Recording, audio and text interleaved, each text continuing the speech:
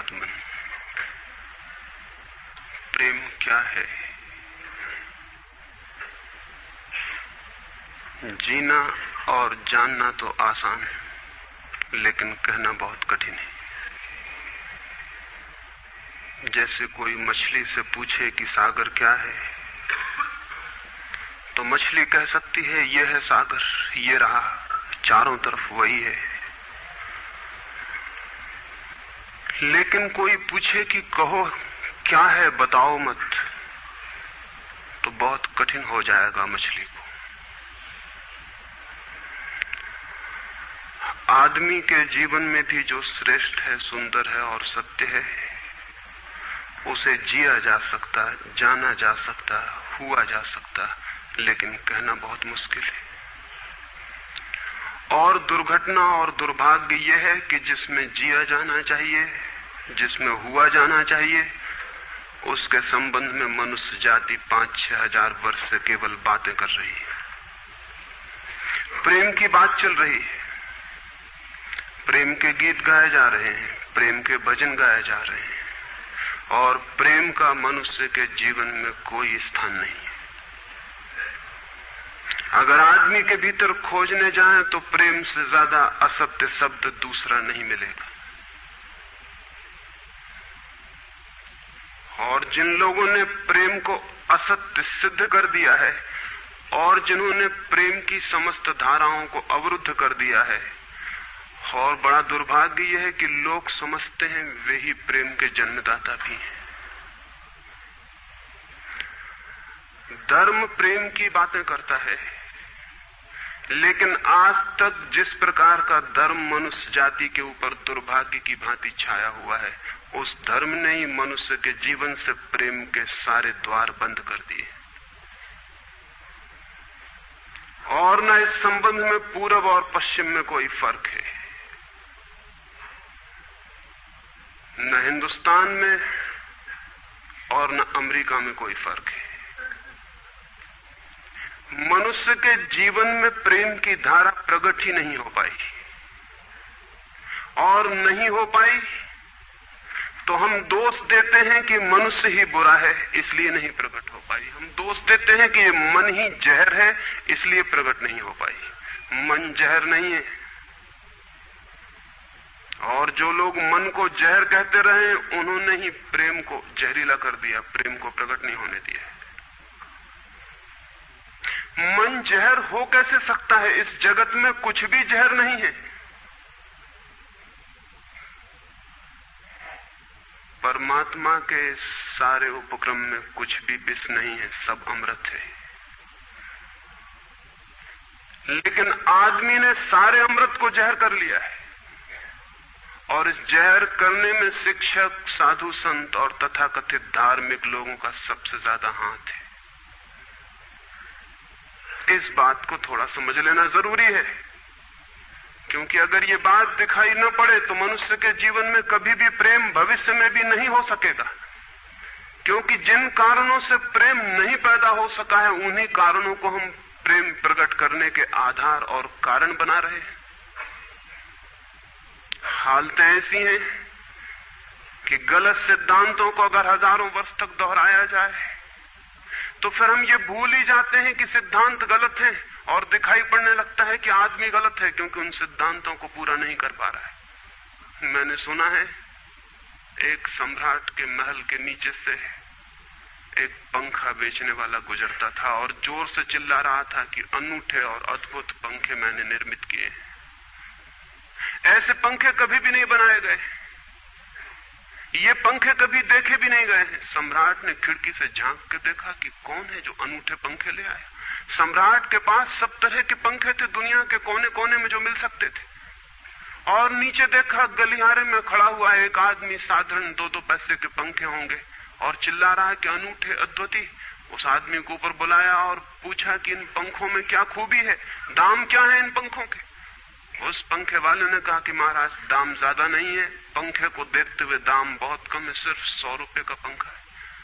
सम्राट ने कहा 100 रुपए? ये 2 पैसे का पंखा जो बाजार में जगह जगह मिलता है, 100 रुपए दाम, क्या है इसकी खूबी? उस आदमी ने कहा खूबी ये पंखा 100 वर्ष चलता है, 100 वर्ष के लिए गारंटी है, 100 वर्ष से कम में खराब नहीं होता है। सम्राट ने कहा इसको देख के तो ऐसा लगता है कि सप्ताह भी चल जाए, पूरा तो मुश्किल है। धोखा देने की कोशिश कर रहे हो, सरासर बेईमानी, और वो भी सम्राट के सामने। उस आदमी ने कहा आप मुझे भली भांति जानते हैं, इसी गलिहारे में रोज पंखे बेचता हूं, 100 रुपए दाम है इसके, और अगर 100 वर्ष न चले तो जिम्मेदार मैं हूं, रोज तो नीचे मौजूद होता हूं, और फिर आप सम्राट हैं, आपको धोखा देके जाऊंगा कहां। वो पंखा खरीद लिया गया। सम्राट को विश्वास तो न था, लेकिन आश्चर्य भी था कि यह आदमी सरासर झूठ बोल रहा है, किस बल पर बोल रहा है। पंखा 100 रुपए में खरीद लिया गया और उससे कहा कि 7वें दिन तुम उपस्थित हो जाना। 2-4 दिन में ही पंखे की डंडी बाहर निकल गई, 7वें दिन तो वो बिल्कुल मुर्दा हो गए।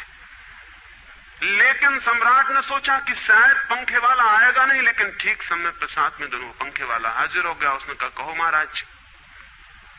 उन्होंने कहा कहना नहीं, ये पंखा पड़ा हुआ है टूटा हुआ, ये 7 दिन में ये गति हो गई, तुम कहते 100 वर्ष चलेगा। पागल हो या धोखेबाज क्या हो। उस आदमी ने कहा कि मालूम होता है आपको पंखा जलना नहीं आता है, पंखा तो 100 वर्ष चलता ही, पंखा तो गारंटीड है, आप पंखा जलते कैसे थे। सम्राट ने कहा और भी सुनो, अब मुझे ये भी सीखना पड़ेगा कि पंखा कैसे किया जाता है।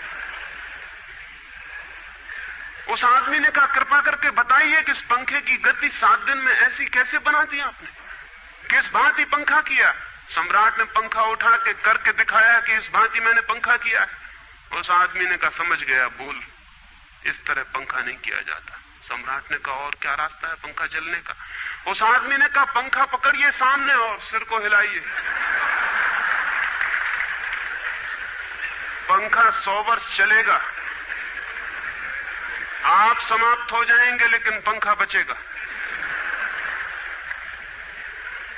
पंखा गलत नहीं है, आपके जलने का ढंग गलत है। यह आदमी पैदा हुआ है 5-6 हजार या 10,000 वर्ष की संस्कृति का, यह आदमी फल है, लेकिन संस्कृति गलत नहीं है, यह आदमी गलत है। आदमी मरता जा रहा है रोज, और संस्कृति की दुहाई चलती चली जाती है कि महान संस्कृति, महान धर्म, महान सब कुछ, और उसका ये फल है, आदमी उसी संस्कृति से गुजरा है और ये परिणाम है उसका। लेकिन नहीं, आदमी गलत है और आदमी को बदलना चाहिए अपने को। और कोई कहने की हिम्मत नहीं उठाता कि कहीं ऐसा तो नहीं है कि 10,000 वर्षों में जो संस्कृति और धर्म आदमी को प्रेम से नहीं भर पाए, वो संस्कृति और धर्म गलत हो। और अगर 10,000 वर्षों में आदमी प्रेम से नहीं भर पाया, तो आगे कोई संभावना है इसी धर्म और इसी संस्कृति के आधार पर कि आदमी कभी प्रेम से भर जाए। 10,000 वर्षों में जो नहीं हो पाया, वो आगे भी 10,000 वर्षों में होने वाला नहीं है, क्योंकि आदमी यही है, कल भी यही होगा। आदमी हमेशा से यही है और हमेशा यही होगा। और संस्कृति और धर्म जिनके हम नारे दिए चले जाते हैं, संतों और महात्माओं की जिनकी दुहाइयां दिए चले जाते हैं, सोचने के लिए हम तैयार नहीं कि कहीं हमारा बुनियादी चिंतन की दिशा ही तो गलत नहीं है। मैं कहना चाहता हूं कि वो गलत है, और गलत सबूत है ये आदमी। और क्या सबूत होता है? एक बीज को हम बोएं और फल जहरीले और कड़वे हों, तो क्या सब सिद्ध होता है? सिद्ध होता है कि वो बीज जहरीला और कड़वा रहा होगा। हालांकि बीज में पता लगाना मुश्किल है कि उससे जो फल पैदा होंगे वो कड़वे पैदा होंगे। बीज में कुछ खोजबीन नहीं की जा सकती। बीज को तोड़ो फोड़ो, कोई पता नहीं चल सकता कि इससे जो फल पैदा होंगे वो कड़वे होंगे। बीज को बो 100 वर्ष लग जाएंगे, वृक्ष होगा, बड़ा होगा, आकाश में फैलेगा, तब फल आएंगे और तब पता चलेगा कि वे कड़वे। 10,000 वर्ष में संस्कृति और धर्म के जो बीज बोए गए हैं, ये आदमी उसका फल है और ये कड़वा है और घृणा से भरा हुआ है। लेकिन उसी की दुहाई दिए चले जाते हैं हम और सोचते हैं उससे प्रेम हो जाए। मैं आपसे कहना चाहता हूं उससे प्रेम नहीं हो सकता है, क्योंकि प्रेम के पैदा होने की जो बुनियादी संभावना है, धर्मों ने उसकी ही हत्या कर दी है और उसमें ही जहर घोल दिया है। मनुष्य से भी ज्यादा प्रेम पशुओं और पक्षियों में और पौधों में दिखाई पड़ता है, जिनके पास न कोई संस्कृति है न कोई धर्म है। संस्कृत और सुसंस्कृत और सभ्य मनुष्यों की बजाय असभ्य और जंगल के आदमी में ज्यादा प्रेम दिखाई पड़ता है, जिसके पास न कोई विकसित धर्म है, न कोई सभ्यता है, न कोई संस्कृति है। जितना आदमी सभ्य, सुसंस्कृत और तथाकथित धर्मों के प्रभाव में मंदिरों और चर्चों में प्रार्थना करने लगता, उतना ही प्रेम से शून्य क्यों होता चला जाता। जरूर कुछ कारण है, और दो कारणों पर मैं विचार करना चाहता हूं।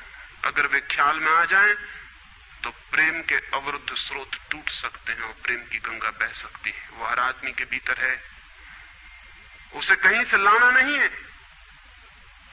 प्रेम कोई ऐसी बात नहीं है कि कहीं खोजने जाना है उसे, वो है, वो प्राणों की प्यास है हर एक के भीतर, वो प्राणों की सुगंध है प्रत्येक के भीतर, लेकिन चारों तरफ से परकोटा है उसके और वो प्रकट नहीं हो पाती। सब तरफ पत्थर की दीवार है और वो झरने नहीं फूट पाते। तो प्रेम की खोज और प्रेम की साधना कोई पॉजिटिव, कोई विधायक खोज और साधना नहीं है कि हम जाएं और कहीं प्रेम सीख लें। एक मूर्तिकार एक पत्थर को तोड़ रहा था, कोई देखने गया था कि मूर्ति कैसे बनाई जाती है। उसने देखा कि मूर्ति तो बिल्कुल नहीं बनाई जा रही, सिर्फ छेनी और हथौड़े से पत्थर तोड़ा जा रहा है। तो उस आदमी ने पूछा कि आप क्या कर रहे हैं, मूर्ति नहीं